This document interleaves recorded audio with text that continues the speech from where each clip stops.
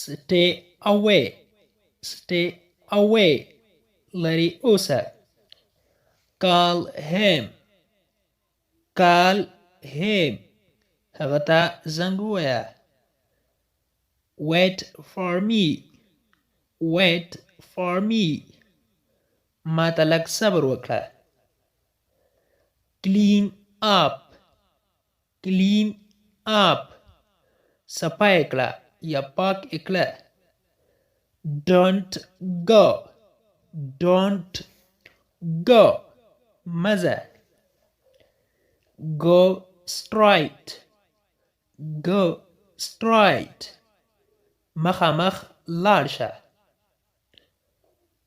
how your breakfast, how your breakfast, سهار ناشته دی وکړه یا ناشته دی وخوره. eat slowly, eat slowly, قرار خوراک کوه. how water, how water, اوبه وڅښه. how food, how food, ډوډۍ وخوره.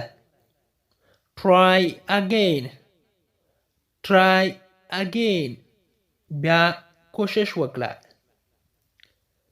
think about it, think about it, دې په اړه فکر وکړه. watch carefully, watch carefully, په احتیاط سره یې وګوره.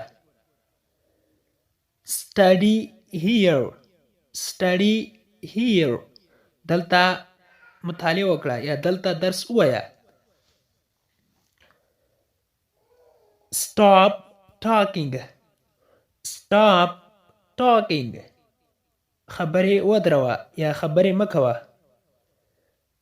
use your mind, use your mind, دماغونه کار واخله. speak slowly, speak slowly, لږ کراري خبرې وکړه. don't shout, don't shout, چغې مه وهه.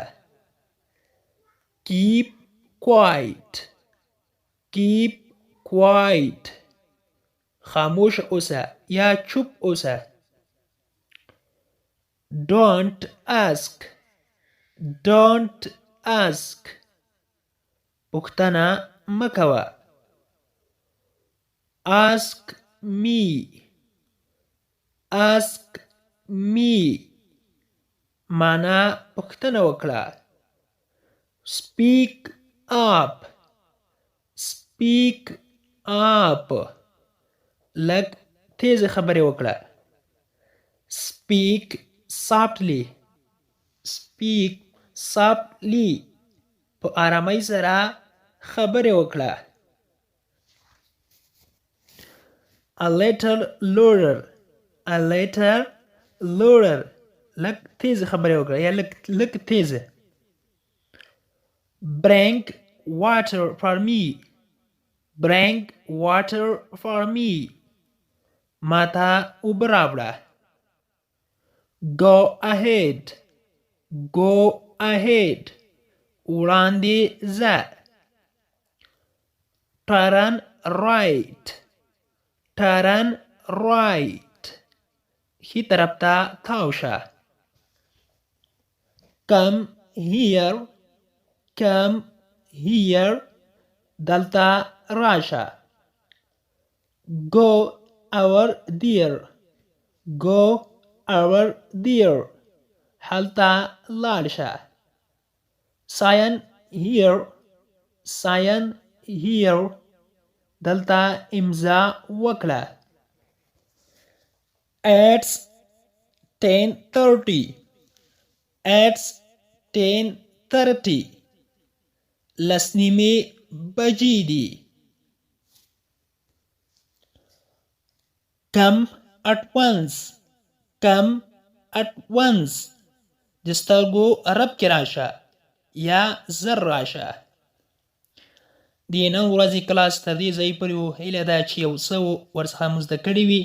که غواړئ چې انګلیسي ژبه په کمه موده کې زده کړئ نو لطفا زموږ چینل انګلیش ټو پښتو لرنینګ سبسکرایب کړئ، د بیل آیکن ووهئ او بیا په آل کلیک وکړئ، ځکه موږ روزانه دا ډول کورسونه اپلوډ کوو. نو تاسو هیله کیږي چې زموږ چینل سبسکرایب کړئ، نورو ملګرو سره شیر کړئ او که کلاس مو خوښ شوی ویډیو ته لایک ورکړئ. تر بیا چې زه حاضرېږم، تر بیا مو پر پاک رب سپارم.